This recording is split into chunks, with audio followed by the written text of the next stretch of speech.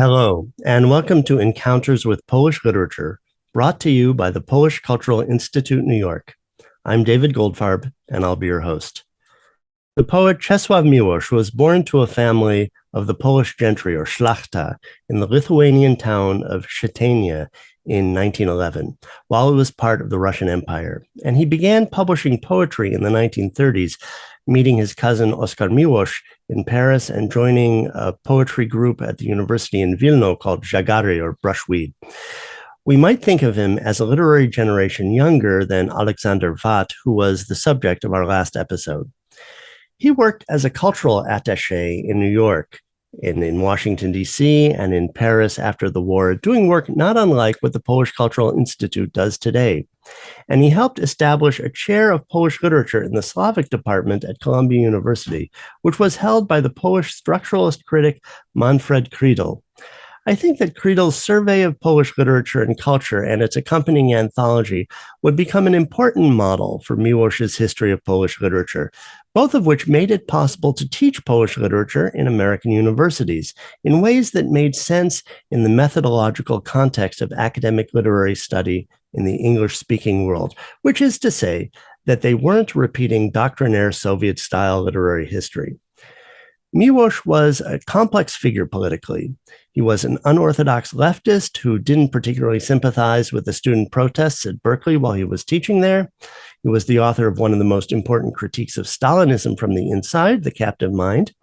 And he was an unorthodox Catholic, influenced by meditative practices and not particularly accepted by Polish Catholic nationalists. He was very dedicated to the practice of translation from various languages into Polish and from Polish into English in collaboration with American poets such as Peter Dale Scott, Robert Pinsky, and Robert Haas. Though I once asked him at a Modern Language Association convention in San Francisco about how this labor was shared with these poets. And he was very insistent that he was the final arbiter of his translations of his own poetry, repeating 3 times, I translate, I translate, I translate. His anthology of post-war Polish poetry in English translation, first published in 1965 and later expanded, virtually defined the canon of contemporary Polish poetry as it was understood in the United States for the next 40 years. He won the Nobel Prize in 1980, the first Pole to win for literature since Władysław Remont in 1924 and Henryk Sienkiewicz in 1905, significantly raising the profile of Polish literature in the world at a time when Poles were fighting for political change through the Solidarity movement. His achievement as a poet, memoirist, and essayist demonstrated that a great writer publishing freely out in the world and being translated into other languages can achieve more in the realm of a country's soft power, as it's known in the diplomacy world, than any government public diplomacy campaign. But I wonder if the fact that he actually did work as a diplomat may have oriented his goals and efforts in some sense to serve this purpose, even when he was not in the employ of the Ministry of Foreign Affairs, which I should mention supports this program. Before we meet today's guest, I'd like to thank everyone who has been following and supporting Encounters with Polish Literature. If you like what you hear on the program, click the thumbs up down below. Ring the bell to get notifications about new episodes. Follow the playlist of all of our episodes in the description of the program down below. Leave a comment if you can, and please click the subscribe button to show the Polish Cultural Institute New York that you are interested and would like to hear more. Remember that your engagement reinforces our position in the YouTube search algorithm, and your active response will help the program rise in the search rankings so that more people can find out about Polish literature, its past and present, here on Encounters with Polish Literature. Today's episode is part of our regular series planned before the Russian invasion of Ukraine. But our focus today is going to be on the way that the experience of war as a civilian is reflected in Miłosz's poetry. And it will be impossible to avoid associations with our present-day situation as it was when we looked at Miron Białoszewski's memoir of the Warsaw Uprising. Be sure to hang on and watch the credits at the end for some recommendations about where you can donate to support humanitarian aid for Ukraine and for Ukrainians fleeing the war. Irena Grudzińska-Gross, our guest today, was involved in the Polish student movement of the 1960s and emigrated from her native Poland after the unrest of 1968. She resumed her studies in Italy and received her PhD from Columbia University in 1982. She taught courses in East European literature and history at several universities, most recently Princeton, and was a 2018 Guggenheim Foundation Fellow. She is now professor at the Institute of Slavic Studies of the Polish Academy of Sciences in Warsaw. Her books include Miłosz and the Long Shadow of War, published in 2020, but not yet translated into English. Golden Harvest with Jon Tomasz Gross in 2012. Czesław Miłosz and Joseph Brodsky, Fellowship of Poets, published in 2009. And The Scar of Revolution, Tocqueville, Custine, and the Romantic Imagination, published in 1995. Irena, it's great to have you on the program to talk about Czesław Miłosz. Thank you. I'm very happy to be here. So when did you first encounter Miłosz's poetry? When did you first read it? I got into my hand a volume of Miłosz's poetry when I was a teenager, when I was in high school. I was given it by a woman who later became my mother-in-law. That is Hanna Szumańska-Grossowa, who was a translator from French of prose, but also herself, she was a poet. And she was a very unusual parent unusual as far as my group of friends is considered. That is, she was friends with us. She was very interested in the teenagers and she was talking to us. And one of the things that she did was she lent me the volume Ocalenie, which is, the title is badly, I think, translated into English as Rescue. It was the first volume that was published of Miłosz right after the war. Half of it consisted of war poems. Half of it was older poems and a couple How would you translate the title? Salvation? I would rather translate it as survival. Survival. Yeah, I mean, both meanings are both meanings are true and are possible, but it was not rescue. He was not rescued. I think he rescued himself. He and with the later, now present use of the words ocalenie, ocaleniec, ocalony, there is a big discussion now in Polish when you are talking about the Jews who survived the war, and so there are people who don't want to use this passive form ocalony, like in ocalenie. They want to have they say ocaleniec, to underline the active role that one had to take in order to survive.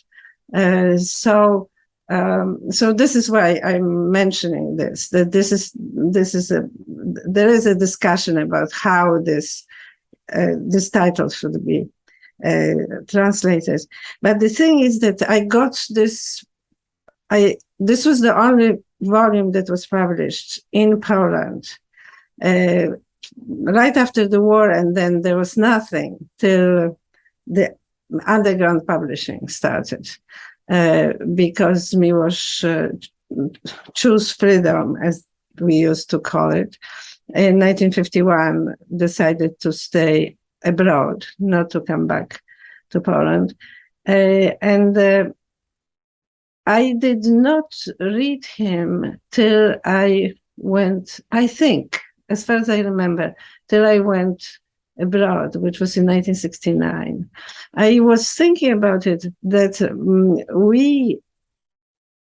my group of friends, we had access to books published abroad in Polish, to books published by Kultura and so on. But as far as I remember, it was mostly political literature rather than poetry. I don't remember having seen Miłosz smuggled as his poems. I did read the Captive Mind, and I read some of his essays in Kultura, and maybe some poems in Kultura monthly. But really, my first real reading of him started when I was abroad. Well, when you first encountered, when you first received that volume, what was his stature? What was his status in Poland? His status in Poland when I was a teenager, that is, it must have been something like 1963, let's say, was that he was a forbidden poet. So whatever was forbidden was very attractive, of course. And I remember that I read him. He was rather difficult for me. And it took some time for me to really get to not only to love his poetry, but to, in a way, depend on it. But I was interested. I was interested in it because it was recommended to me by a woman whom I respected very much, and who herself was a poet, and also because he was forbidden. And now that he's not forbidden, and we had, not so long ago, in the year of his centennial, I guess that is kind of, how long was this? That's like 11 years ago. But it had a lasting impact because there were so many events in that year, so many conferences and festivals and so forth, that after all the excitement, what would you say is Miłosz's status today, now that he's not forbidden and anyone can read him? Not only he's not forbidden, he's force-fed in school. So his status is very, dimmed, absolutely. He became a classic. And it is very painful for me because I think that he is somebody who is very useful. That his poetry and his prose, and his essays and so on are very, very contemporary. That he deals with the issues that we all have right now, and especially this latest catastrophe of the war in Ukraine, of the invasion of Ukraine, is something that when I heard about it, the first book that I read was, and I reached for, was Miłosz's poetry. Was Miłosz's poetry, because he was somebody who understood very well both Russia and the nature of empire. And he wrote about it. He wrote about it from a point of view of somebody who was born in the empire. He was born in Russian Empire in 1911. And he was, he learned Russian, he knew Russian, he taught Russian, then later on in the United States, not Russian, he taught Russian literature, especially he taught Dostoevsky. And he wrote about it and understood it very well, even in that paradoxical way that, for example, let me give you just one example of this, how complicated and how useful listening to him is. He was very close friend with the Russian poet, Russian-American poet, another Nobel laureate, Joseph Brodsky.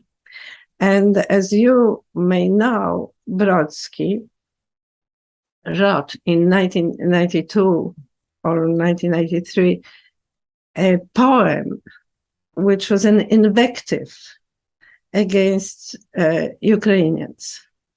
When Ukrainians decided to go their own way, not to be part of Russian world, and declared independence, he did this thing that was to some of us who were his admirers very shocking. That is, he wrote this very disgusting, really disgusting poem saying, you know, you don't want to be with us,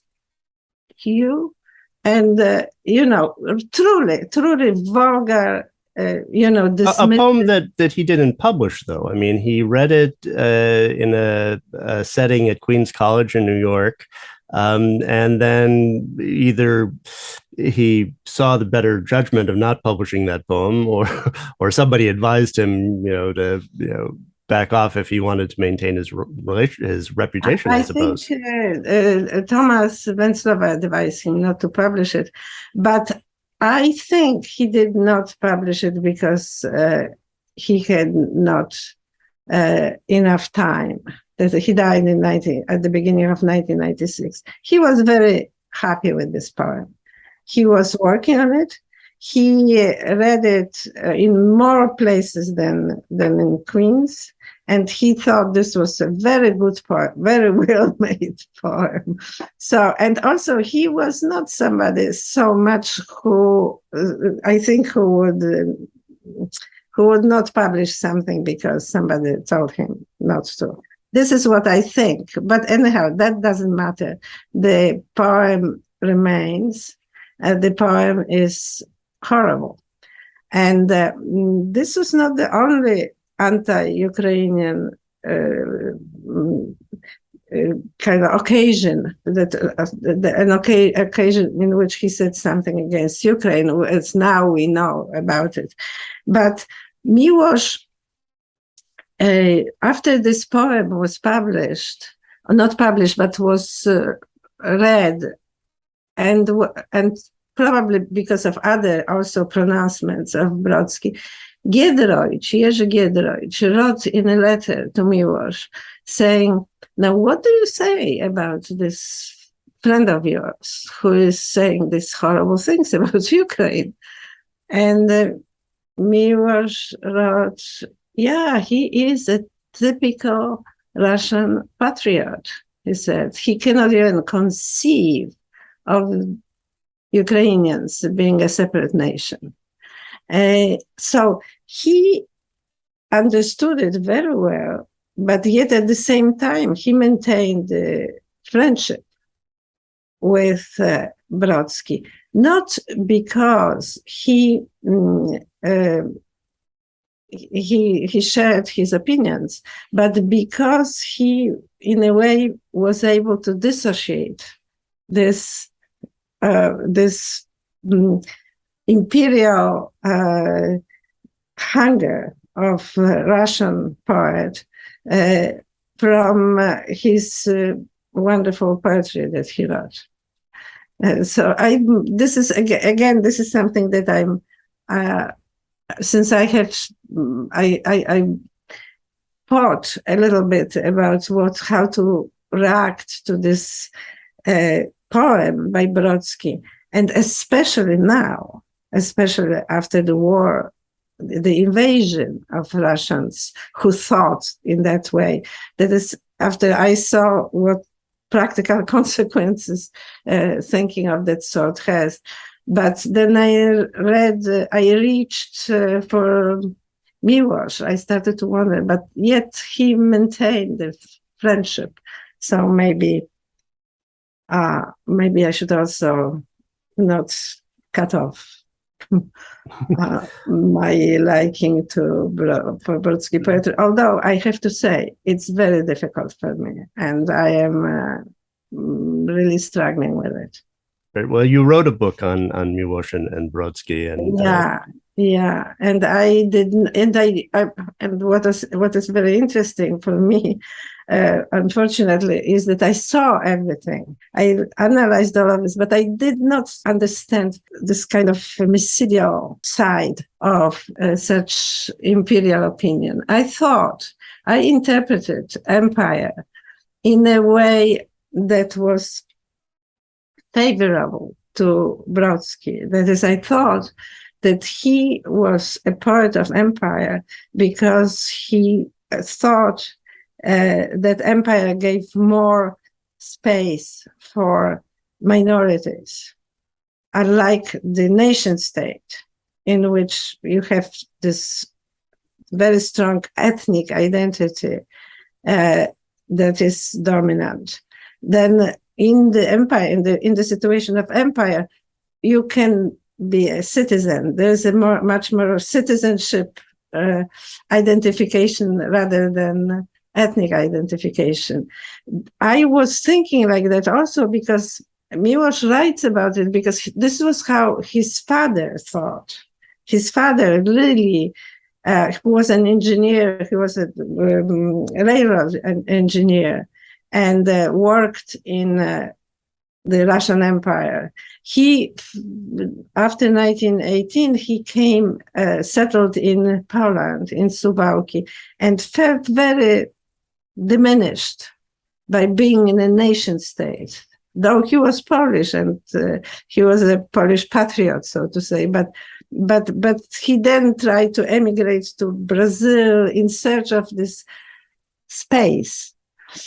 So I somehow thought that maybe this is what Brodsky meant when he loved empire, but it turned out that he needed some more territory.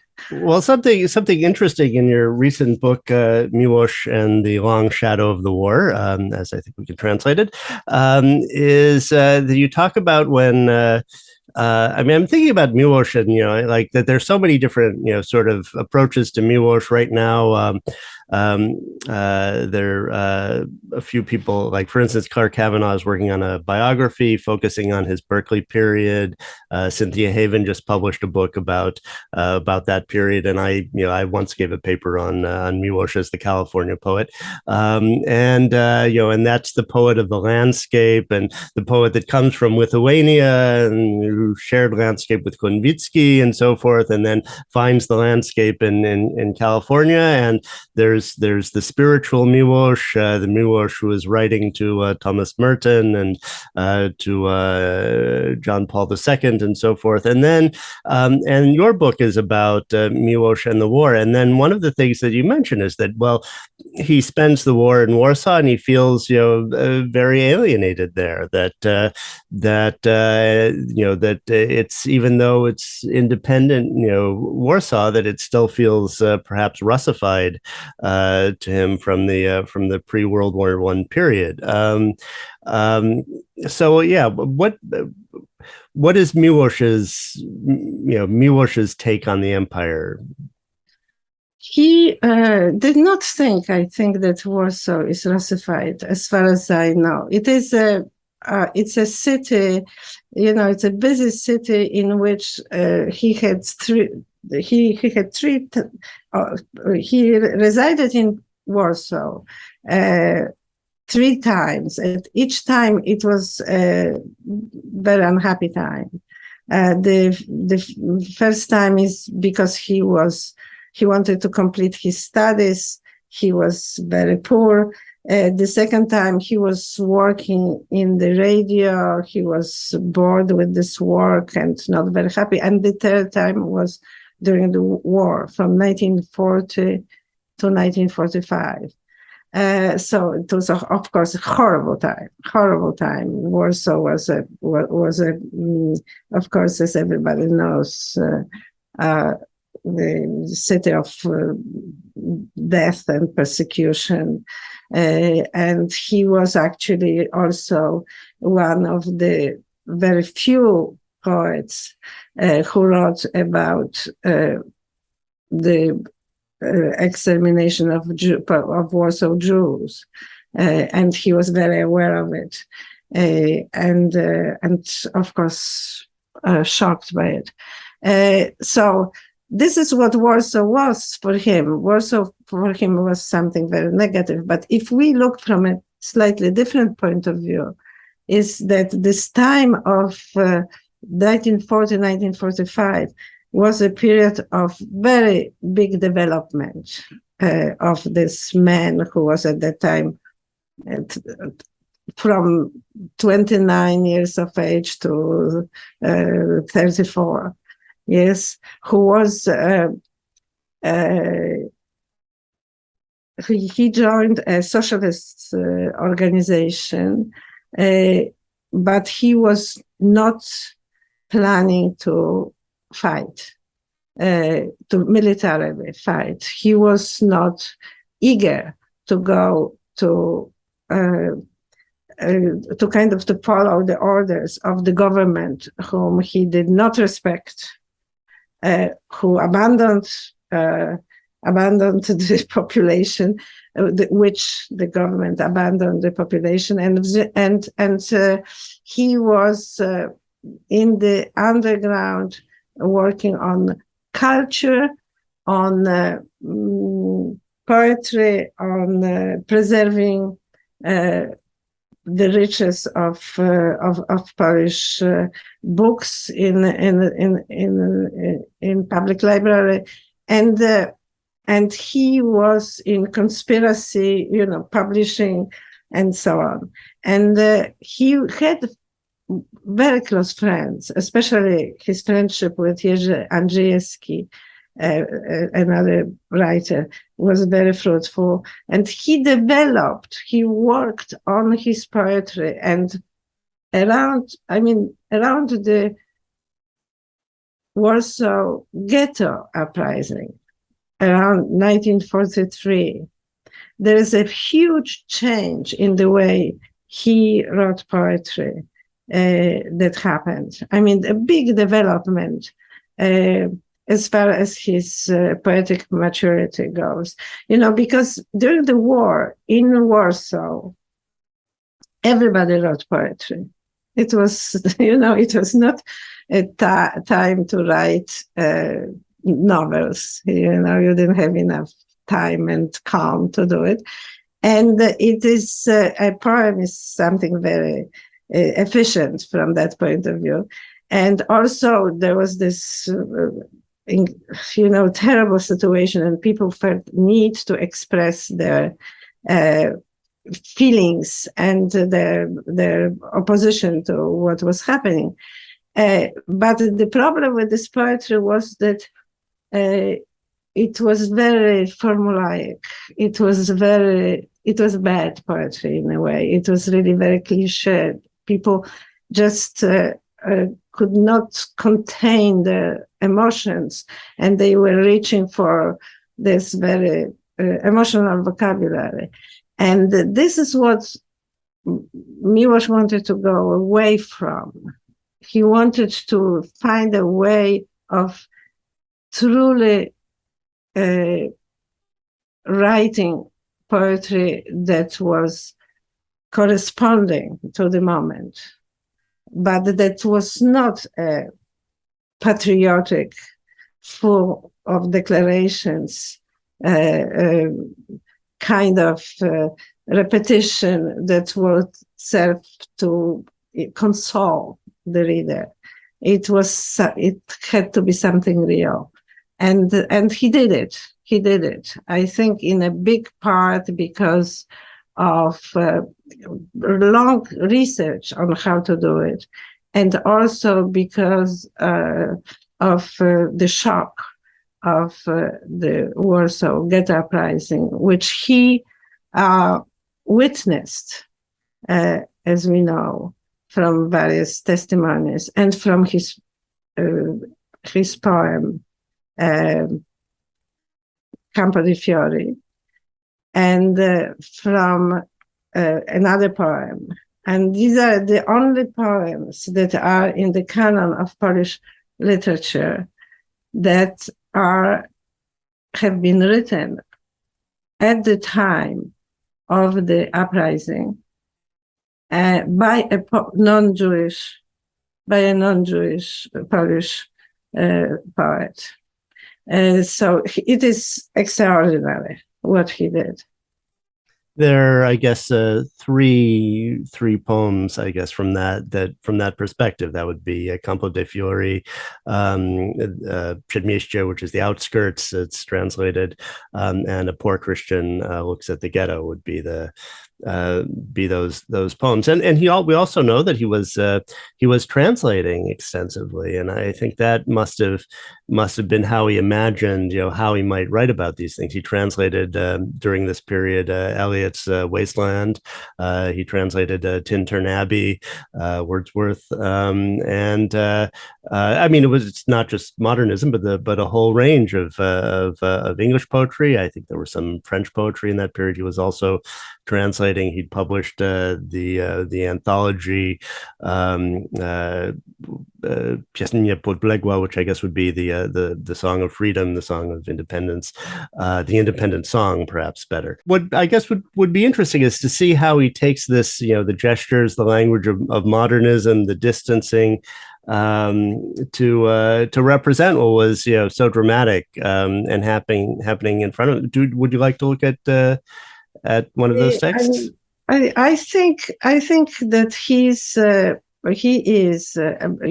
all his life he translated poetry. Right. Whenever he couldn't write a poem, he says, whenever he couldn't write, he didn't hear a poem being born in his mind, he would translate. He was experimenting and always learning. This is an amazing characteristic of Miłosz, that he was somebody who was open to both the places and the languages and literatures of the places. Like how separate, it's not an accident that there are so many books coming about him as an American poet. Even though he would not say so, but obviously his book about his stay in the United States, the visions of San Francisco Bay, it starts with the sentence, "I am here." He was here. He was there. He was in a place that he really considered like being on the moon. But nevertheless, he took it in, and he took from it as much as he was able to learn and to absorb and to use for enrichment of his own poetry. And his poetry, again, here in California, was incredibly enriched by the American influences.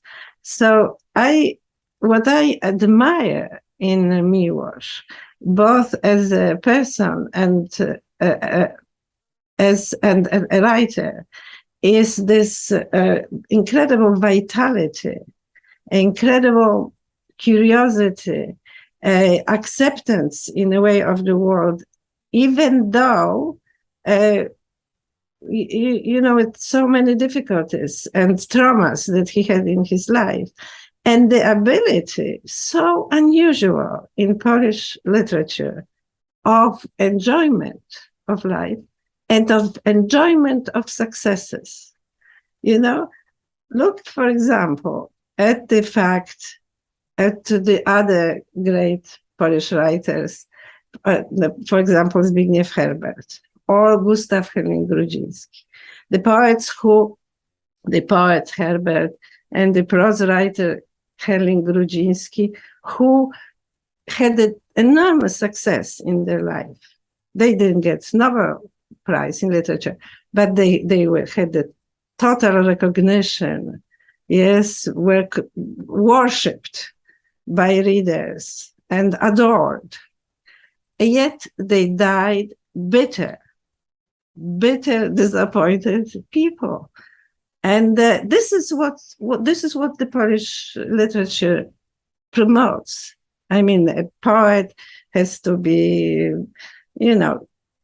preferably die very young, preferably of either shot or from tuberculosis, and and if he lives very long, then he is, he's bitter and disappointed and critical of everything.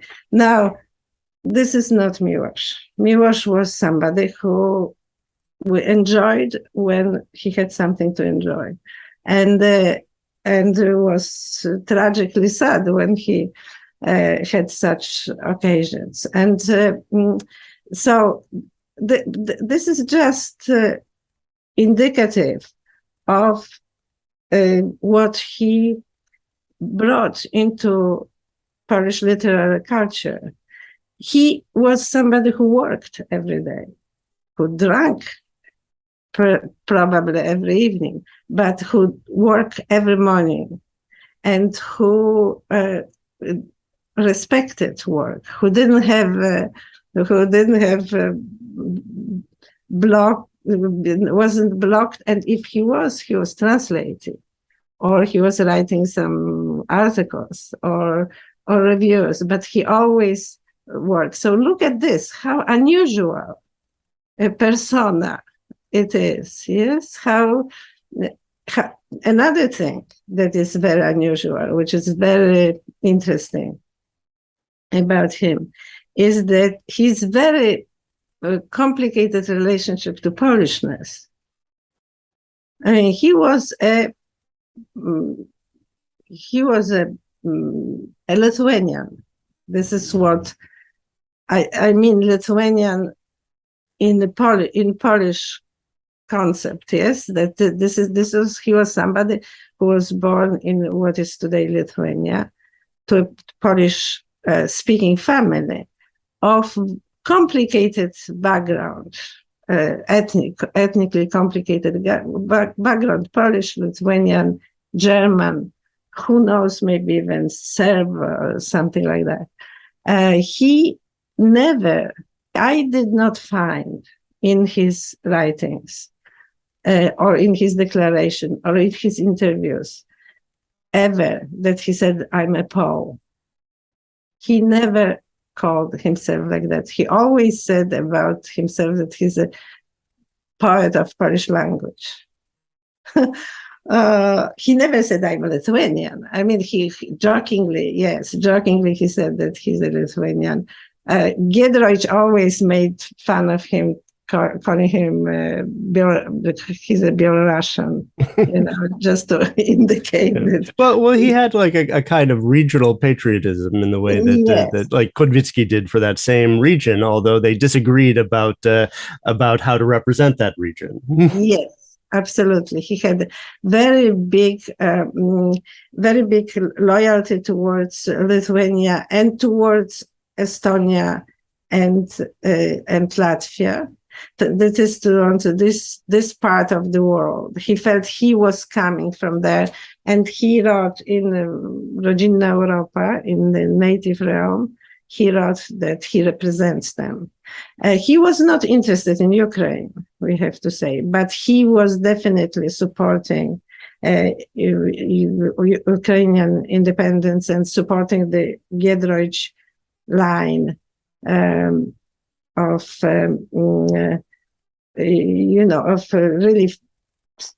of really kind of conviction that Poland needed independent Ukraine as a kind of a buffer zone from the big terrible Russia. In the shadow of empire, as he says in the separate notebooks. So would you like to look at that passage where he talks about that? This is because he understood very well, and he would see it. He was able to write about it. He was a poet. This is another thing that I like very much about him, is that he's a poet who recognizes humiliation when he sees it. And in the occupation, during the time of the German occupation of Warsaw, he was writing a lot. He detected reactions that were that were mindless because they were actions to overcome humiliation without really thinking about it. And the same thing is about empire that he understood. And this is one of the best things written about the humiliation of people enslaved by an empire that I know. It's in the separate notebooks, and it's called page 29. In the shadow of the empire, in old Slavonic long johns, you better learn to like your shame because it will stay with you. It won't go away, even if you change your country and your name. The dolorous shame of failure, shame of the maternal heart, of fawning eagerness, of clever pretending, of dusty roads on the plain and trees lopped off for fuel. You sit in a shabby house, putting things off until spring. No flowers in the garden, they would be trampled anyway. You eat lazy pancakes, the soupy dessert called nothing served cold, and always humiliated. You hate foreigners. This is one of the poems in which Miłosz describes the somehow subservient nature of the situation, or subservient, I would say, culture that is created by the system of oppression. And this is what he hated. He hated very much. And he hated not only this cynicism or this kind of passivity, but also this compensatory feelings, which are the hatred of foreigners. I mean, I use it as a kind of a symbol of, a whole group of aggressive feelings towards people who are weaker than you are. And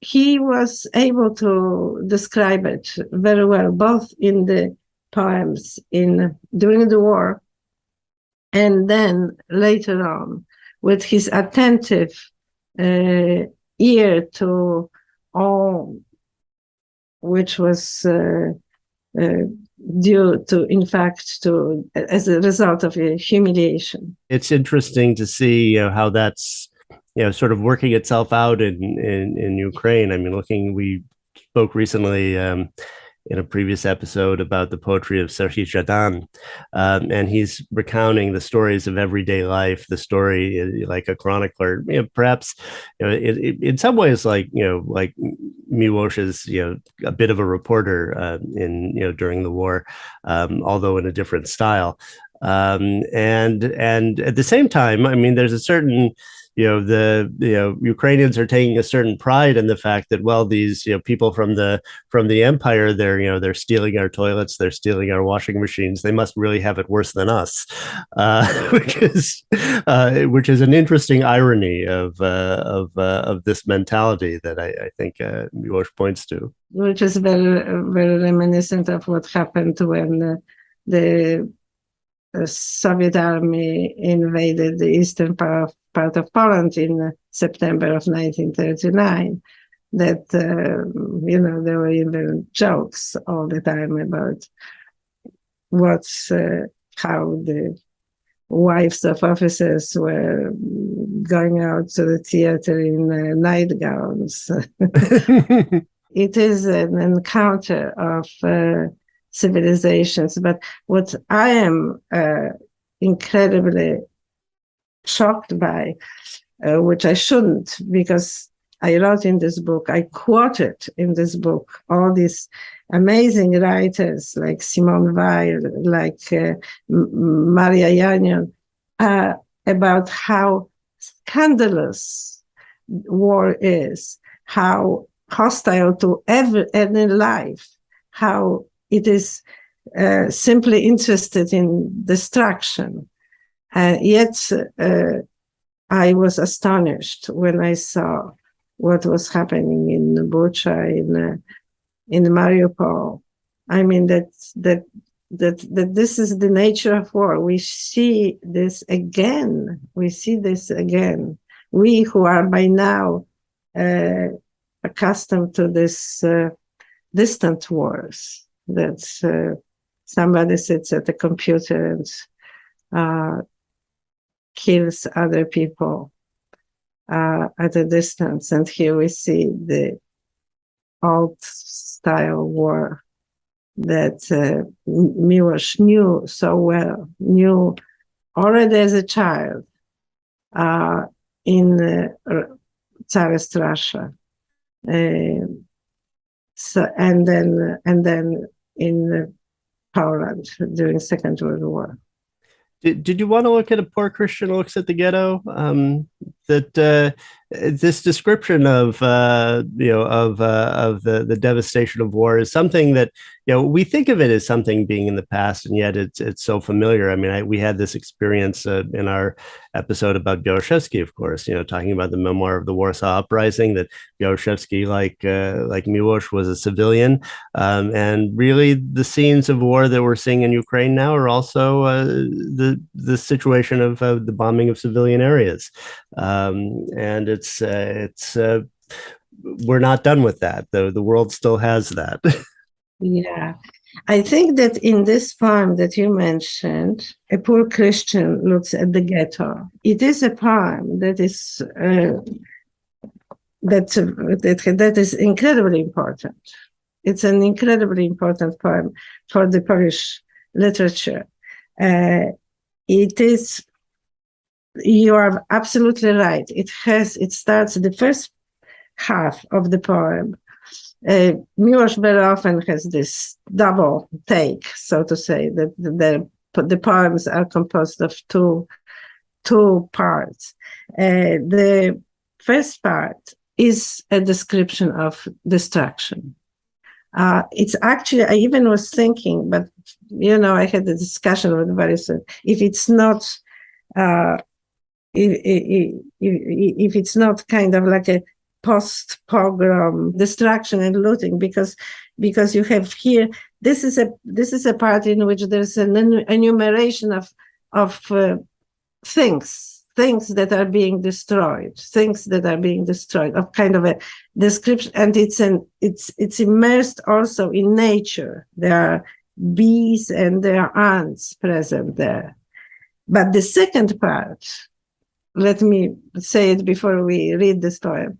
The second part is a quiet part. This first part is on the surface, and the second part is everybody already is dead under the ground.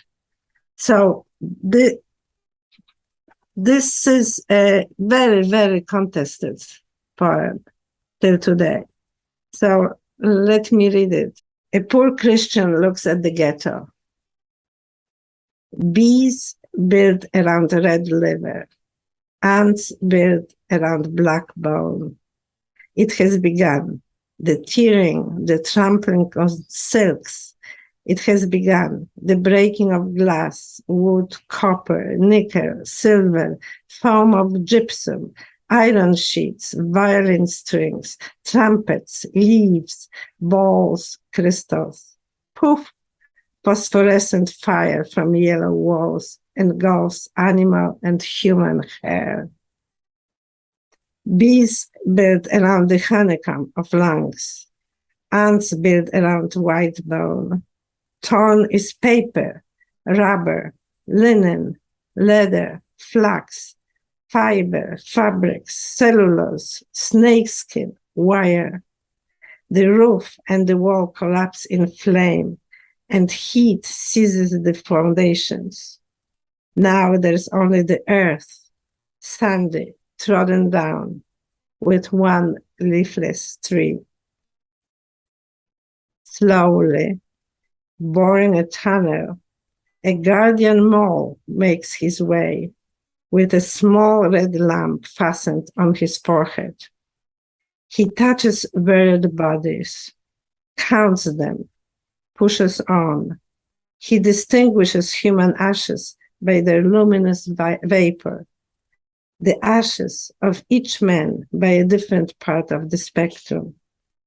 Bees build around a red trace, ants build around the place left by my body. I'm afraid, so afraid of the guardian mole. He has swollen eyelids like a patriarch who has sat much in the light of candles, reading the great book of the species.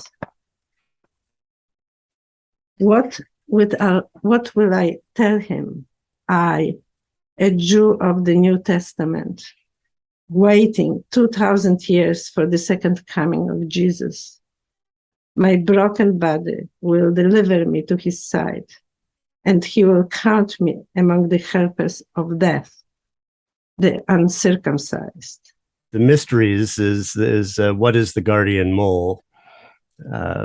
That's always the question I think that people ask, and I don't know that I even have a good answer for that. I mean, there are many possible answers. Everybody asked him, including Renata Gorczyńska, who asked about every poem, and he was very eager to give replies to many questions, but not to this one. He said, I don't know. Obviously, this first part is a distraction, but the second part is a religious part. Yes, it is a patriarch who looks like a Jewish prophet. Yes, with this lamp on his forehead, like the Jewish religious tefillin. Right, that is put during the prayer. He moves in, and the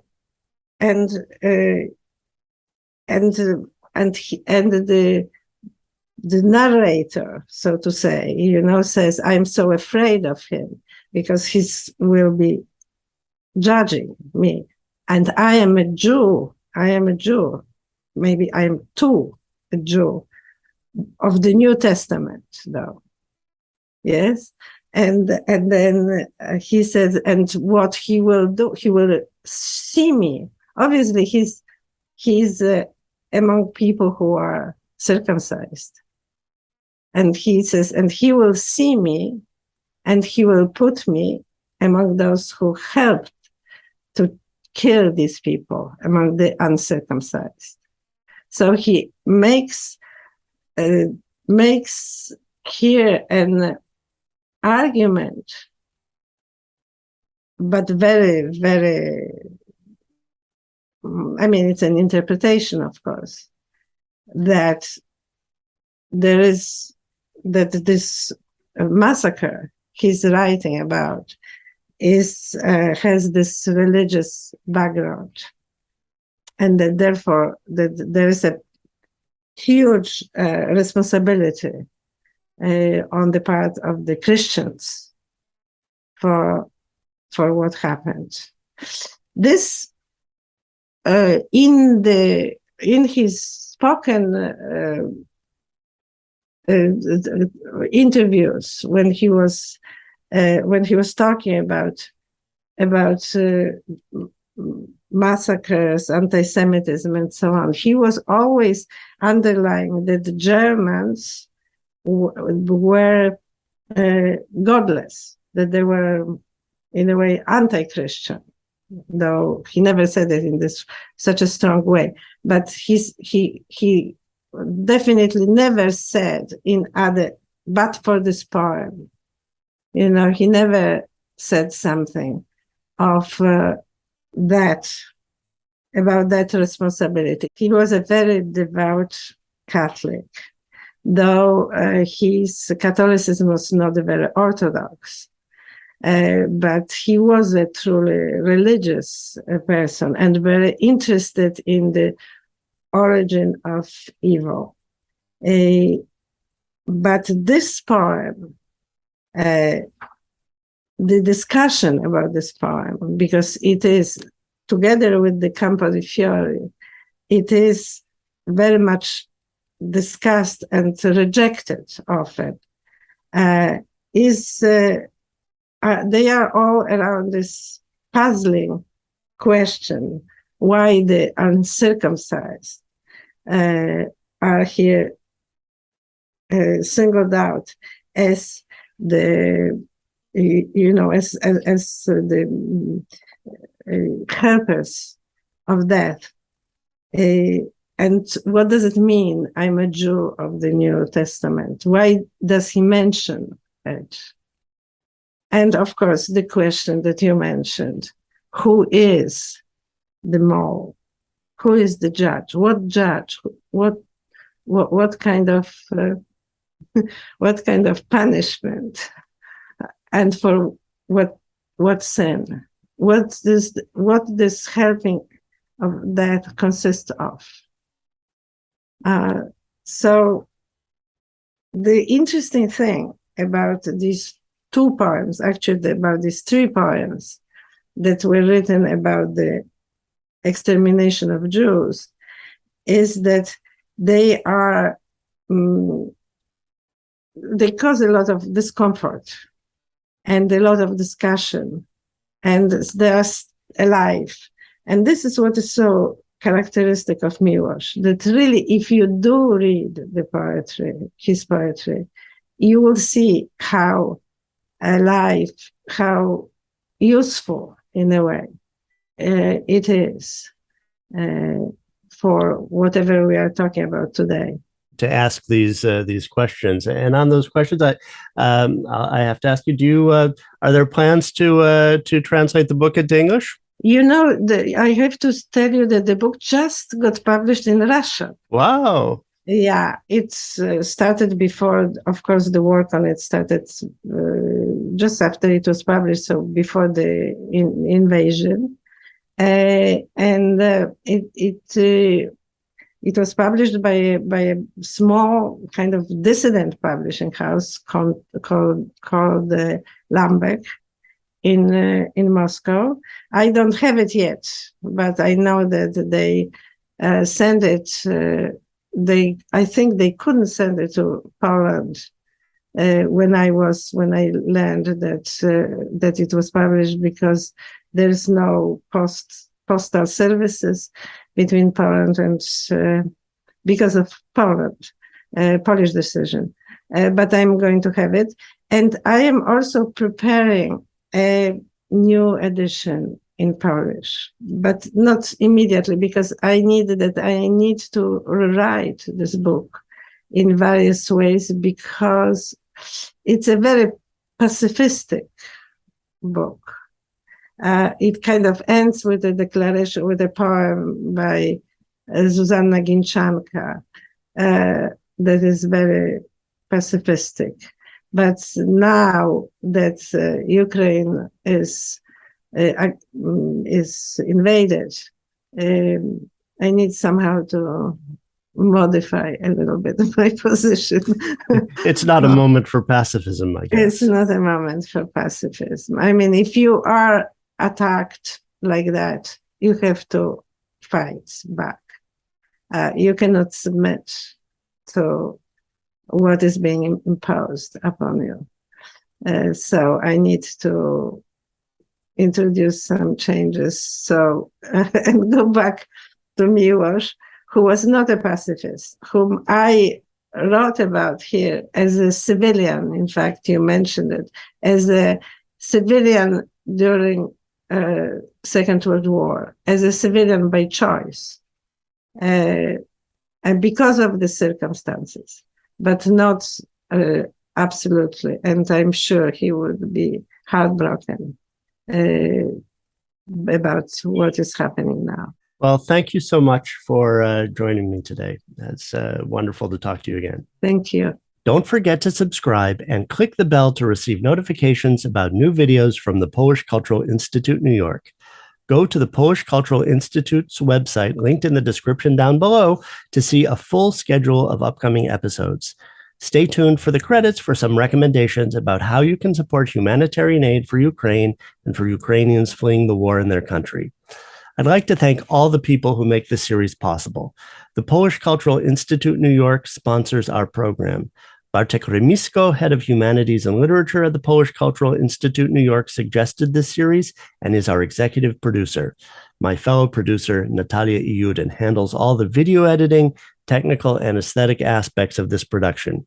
Klaudia Ofwana-Draber, head of communications at the Polish Cultural Institute New York, keeps us all informed about upcoming episodes of Encounters with Polish Literature and other events organized by the Polish Cultural Institute New York.